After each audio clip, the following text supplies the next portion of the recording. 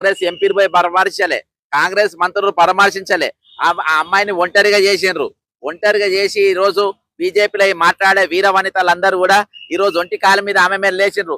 రెండు చేతులు కొట్టుకుంటేనే సప్పట్లు వస్తాయని చెప్పి మరి వాళ్ళు అవమానపరిచిండ్రు ఒక అమ్మాయిని. ఈ విధంగా వాళ్ళు బయటికి రాలేని పరిస్థితులలో అసలు ఇక బీజేపీ వాళ్ళు రోడ్ల పైకి వచ్చి జనాల ముఖాలు చూపలేని పరిస్థితులలో వాళ్ళు వచ్చిండ్రు.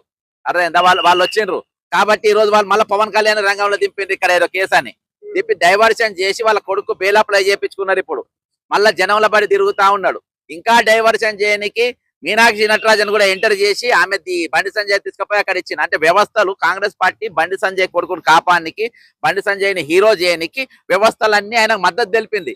మేము ఒక అభాగిరాల తర నిలబడ్డాం. అబ్బా మేము ఎవరి తరపు నిలబడ్డాం? నేను గాని, పృథ్వీ గాని, రఘు గాని, మా చెల్లె గాని, మేము మన అందరం ఎవరితో నిలబడ్డాం?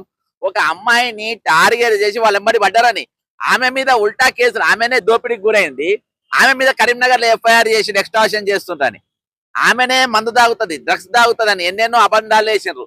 ఈ రోజు ఆయన ఎప్పుడైతే ఇవన్నీ తలొగ్గిన తర్వాత పోలీసులు రేవంత్ రెడ్డి ఏమో మేము అరెస్ట్ చేసినామంటారు, బండి సంజయ్ ఏమో మేము తీసుకుపోయి సరెండర్ అయినామన్నారు.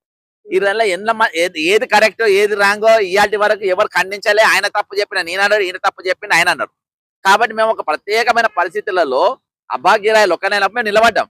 ఈ రోజు అమ్మాయికి ప్రభుత్వం మద్దతుగా ఉన్నది. ఎందుకంటే వాడు అటాక్ చేసినోడు ఒక మంత్రి కొడుకు కాదు, లేకుంటే సీఎం కొడుకు కాదు, చీఫ్ మినిస్టర్ కొడుకు కాదు. అర్థమైందా? వాడు ఒక బుడ్డ కార్యకర్త. అర్థమైందా? కాబట్టి వాడిని ఈ రోజు వానికి యాంటీగా అందరు లేచారు. వాడిని 101% అసోంటోని ఏదైతే మరి ఢిల్లీలో జరిగినటువంటి ఆ కేసులో ఉరిదీసిండ్రో, అత్యాచారం కేసులో, ఆ విధంగా వీన్ని కఠినంగా శిక్షించాలి. ఈరోజు పోలీసులు ఏ సెక్షన్, ఇంకా మీకు ఏమైనా సెక్షన్ తక్కువైతే అనిపిస్తే అంటే ఆ సెక్షన్ ఇచ్చేయాలి. ఇప్పుడు ప్రభుత్వం పనిచేసినప్పుడు, ప్రభుత్వం అరెస్ట్ చేసినప్పుడు, పోలీసులు అరెస్ట్ చేసినప్పుడు మా పని ఏముంటది? నా డ్యూటీ ఏముంటది అక్కడ? నా డ్యూటీ ఇప్పుడు అందులో పోయి అందులో ఏం లేకున్నా వాళ్ళు అరెస్ట్ చేసి 2 సెక్షన్లు పెట్టాలని సెక్షన్లు పెట్టారు. ప్రభుత్వం ఇచ్చింది, ప్రభుత్వం మందులు ఇవ్వలేదు. మందుల గురించి నేను హరీష్ రావు మాట్లాడిండు. మాట్లాడిన తర్వాత వాళ్ళు మందులు అరేంజ్ చేసిండు. ఇప్పుడు నాకున్న పని ఏంది ఇక్కడ? ఇంకోటి, ఒక మైనర్ అమ్మాయిని మాటికి మా వస్తుంటోళ్ళు లేడీస్ పోయి అక్కడ సంధ్యక్క వాళ్ళందరూ పోయినరు. వాళ్ళు పోయి చూడొచ్చు, మా సొంటోళ్ళు పోయి చూసే పరిస్థితి ఉండదు. ఎందుకంటే ఈరోజు ఒక మానవ మృగం చేతుల ఆ పాప ఇదైపోయింది. కాబట్టి ఇది కాదు, ఆమె రివైవ్ అయ్యేంత వరకు మనము వాళ్ళకు స్వేచ్ఛనియాలి.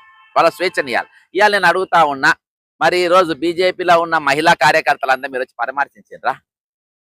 పోనీ రామచంద్ర రెడ్డి వచ్చిన మీ 8 మంది